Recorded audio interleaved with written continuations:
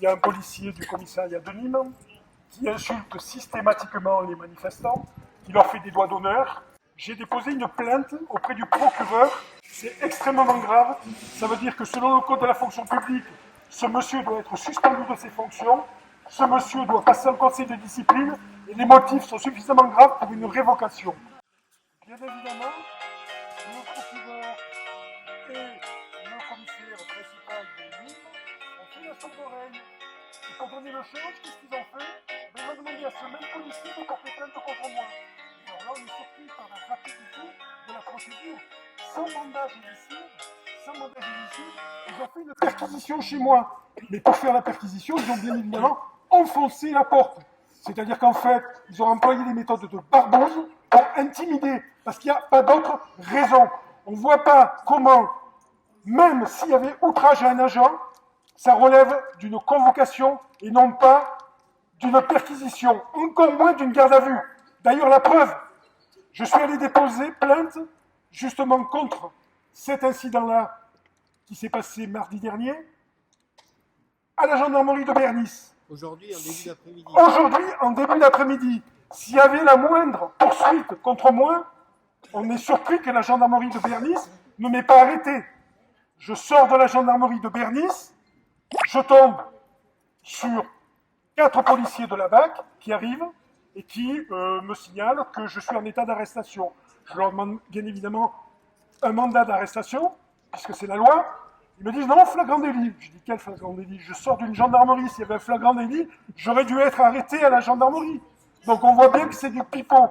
Et là aussi, c'est une mesure d'intimidation. Immédiatement, je suis amené au commissariat, on me fait le coup du vous allez voir, ça va être très grave, vous allez me morfler, etc., etc.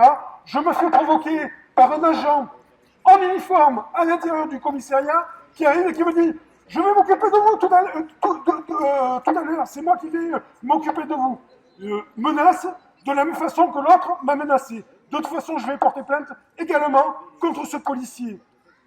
Troisièmement, je suis mis en garde à vue, donc je dépose l'audition.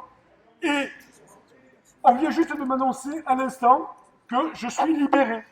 Alors la libération, elle est surprenante, parce que bon, il n'y a pas de procédure pénale, il n'y a aucune procédure pénale qui est engagée. Donc ça veut dire que le commissariat de Nîmes a engagé une procédure en loose day contre moi, en dehors de tout mandat judiciaire. Et ça, c'est extrêmement grave. C'est-à-dire qu'en fait, on veut faire pression contre un gilet jaune qui, entre autres, a fait une déclaration précise, et je vais la rappeler. Le 1er janvier, il y a eu un incendie à l'hôtel des impôts. J'étais présent, j'ai fait une déclaration au procureur, vous avez dû la voir, je l'ai envoyée sur Internet. Elle met en cause cette déclaration des policiers du commissariat de Nîmes. Alors bien évidemment, la perquisition a pour but de venir chercher chez moi les éléments qui montrent et qui démontrent qu'il ne s'agit pas d'un incendie fait par des gilets jaunes, contrairement à ce qu'a pu décider le parquet et ensuite le tribunal. Il s'agit d'une provocation policière. Et ça, je le démontrerai jusqu'au bout. J'attends justement d'être convoqué par le procureur à ce sujet. Et le seul problème, c'est que l'affaire est en cours. La justice est très longue. Alors elle est très longue quand il y a des crimes, mais elle est très rapide quand un policier simplement se plaint d'avoir été outragé. C'est pas moi qui l'ai outragé, c'est lui qui provoque systématiquement les manifestants.